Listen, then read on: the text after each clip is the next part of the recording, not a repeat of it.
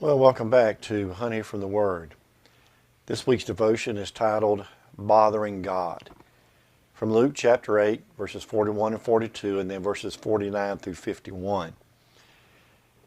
Begin verse 41. And behold, there came a man named Jairus, and he was a ruler of the synagogue.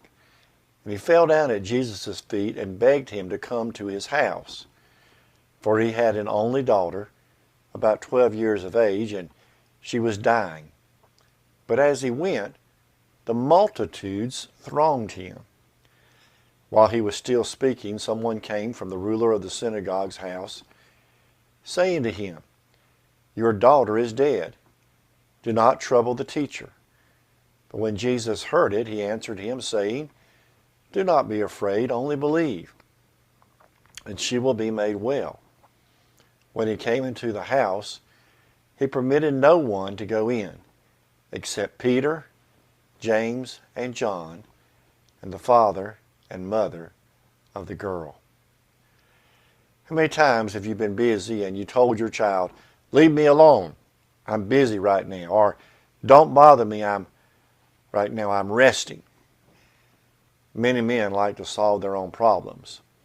When they view their more independent fellows, they look with disdain upon them, because to them dependence upon someone else is a sign of weakness. To understand that a person might need moral support in a time of crisis seems beyond their comprehension. But when a crisis comes to their doorstep, then it's quite a different story. Then they understand the story of Jairus and his dying daughter. Jairus was a ruler of the synagogue. He was in charge of the public services. He saw to it that people were appointed to pray, read the scriptures, and give the sermon. He presided over the elders of the synagogue and was usually a man of reputation and wealth. Notice that Jairus came and troubled, or bothered, as it says in the Good News for Modern Man in verse 49, Jesus about his dying daughter.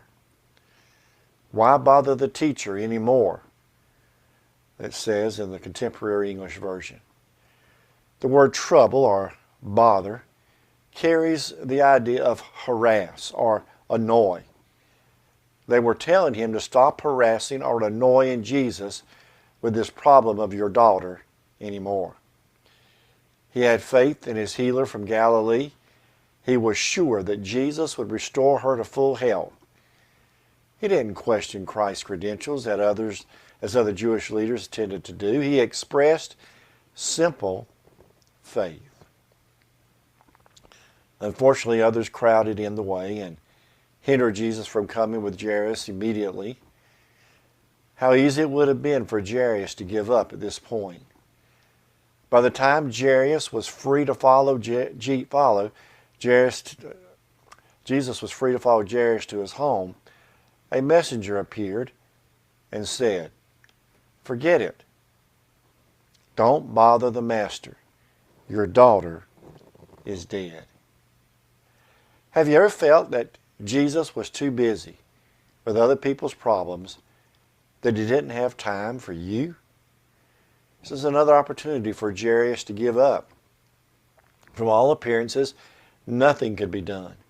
Even Jesus was too late to remedy the situation, so he thought. While she was facing the death hour, there was hope. But as soon as she died, all hope was gone. Let Jesus go back to helping the living sick. No use to bother him now. What could he ask of him now that the girl was dead? So the advice, do not trouble the master, seemed acceptable. This is what people and circumstances are saying to us today. Don't bother Jesus. The need is too great for even him, or don't worry him with that. That's too little of a matter to take to him. Don't bother Jesus because that which you are worried about is dead. It's too late to bother him. Sometimes we don't want to bother people because we think they are too busy. We don't think they have time for us. We treat the Lord the same way. Fortunately, Jesus heard the advice. And being God in human flesh, He didn't feel that this was a matter of being troubled or bothered. He took the matter out of their hands and told Jairus not to fear but to have faith. His daughter would recover. It's a matter of who you're going to listen to. The voices of doubt or Jesus. The voices of discouragement or Jesus. The voices of unbelief or Jesus. Before bringing the girl back to life, Jesus dismissed all the skeptics and the scoffers from the home. And then, in the presence of the wondering parents, He raised the girl from the dead. Surely this result made bothering the busy, great physician in the first place worthwhile. For faith to arise, you have to put out all doubt and unbelief. It really isn't a mark of maturity to bother God. It's a mark of foolishness. The man or woman who thinks he can get along without God is self-deceived. He's placed himself on the throne of his life without realizing that the throne is too small and the personalized king exceedingly powerless. To not bother God reveals a lack of understanding of the character of God. Such a stance infers that God is not interested in the intimate concerns of the individual. Such a stance intimates that the small king on the throne knows more about himself and his personal future than the creator and sustainer of the universe knows about him. To not bother God is to doubt His power. Is to say that the all-powerful God of the universe isn't able to meet the needs that is too difficult for Him. Our God wants to be bothered. He welcomes the tugs of humans upon His robes. In Mark chapter 10, a man by the name of Bartimaeus bothered Jesus. Bartimaeus was told to be quiet, if you remember, or to stop bothering Jesus, but he would not listen. The more he was told to not bother Jesus, the louder he got until Jesus answered his prayer. He invited the people of his day to come to Him.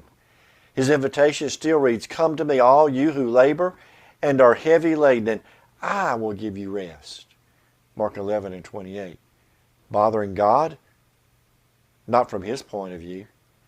Even if you have reservations about bothering God with your concerns, go ahead and do so. The result will always far exceed those that you're capable of bringing about yourself. They'll have elements of the miraculous in them. That's the way God works. So it's all right to bother God with whatever it is that you're going through today. May you bother God this week and bombard Him with the prayers that you have. God bless you.